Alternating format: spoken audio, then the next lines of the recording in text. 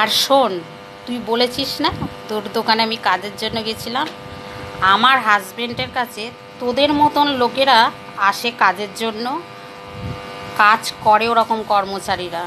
দরকার পড়লে আমার ফোন নাম্বারটা তো তোর কাছে আছে না? তুই বলছিস সবার কাছে। ফোনটা করবি, আমার হাজবেন্ডের সঙ্গে অফিসটা দেখে আসবি। বুঝেছিস? তোদের মতন কর্মচারীরা আমাদের ফ্যাক্টরিতে কাজ করে, বুঝলি? আজকের কথাটা বলতে বাধ্য হচ্ছি। কেন বলতো? তোর চরিত্রের জন্য, বুঝেছিস? আর এমএমকে ট্যাগ করছিস না, এমএম ইসলামকে জিজ্ঞাসা করে নিস যে স্মৃতিদির কি আছে আর কি নেই। ওরা দেখে এসেছে।